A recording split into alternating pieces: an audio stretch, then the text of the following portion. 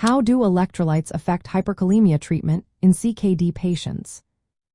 Imagine your body as a finely tuned machine where electrolytes like potassium, sodium, and bicarbonate are the tiny but essential parts that keep everything running smoothly. When someone has chronic kidney disease, or CKD, their kidneys struggle to do their job properly, especially when it comes to balancing these electrolytes. This imbalance can lead to a condition called hyperkalemia, where potassium levels in the blood become too high. Managing this condition is like trying to keep a delicate balance on a tightrope, and electrolytes play a big role in that process.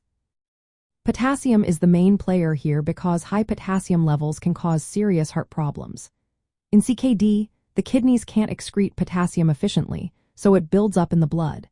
To manage this, doctors often recommend dietary changes, like limiting foods high in potassium such as bananas, potatoes, and tomatoes. Cooking methods like soaking or boiling can help reduce the potassium content in these foods. Sometimes, medications called potassium binders are used.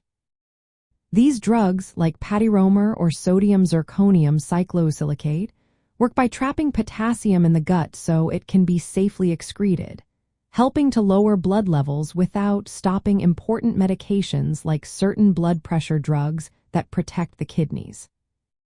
Sodium also influences potassium levels because it affects how the kidneys handle electrolytes and fluid. Sodium bicarbonate is often given to patients with CKD who have metabolic acidosis, a condition where the blood becomes too acidic. This acidity can cause potassium to shift from inside the cells into the bloodstream, making hyperkalemia worse. Correcting the acidosis with sodium bicarbonate encourages potassium to move back into the cells, helping to lower blood potassium levels. In emergency situations, a small amount of hypertonic saline might be used to stabilize the heart if the potassium level is dangerously high, especially if low sodium levels are also present. Bicarbonate plays a key role because it helps correct metabolic acidosis, which is common in CKD.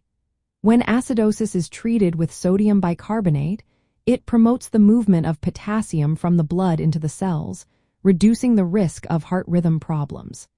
This is especially helpful when hyperkalemia and acidosis occur together. Other electrolytes are important too. Calcium is used in emergencies to stabilize the heart's electrical activity if hyperkalemia is causing dangerous heart rhythms. Magnesium levels need to be checked because low magnesium can make potassium problems worse. In summary, managing electrolytes in CKD patients with hyperkalemia is like balancing a complex puzzle. It involves controlling how much potassium is eaten, using medications to bind excess potassium, correcting metabolic acidosis with sodium bicarbonate to shift potassium into cells, and sometimes using calcium to protect the heart. All these steps are carefully tailored to each person's kidney function, other health conditions, and medications. Working closely with healthcare providers ensures these strategies are safe and effective. Proper electrolyte management not only helps control hyperkalemia but also allows patients to continue using kidney protective treatment safely, reducing the risk of serious complications. Always remember, if you or someone you know has CKD and hyperkalemia, it's essential to follow medical advice and have regular checkups to keep everything in balance.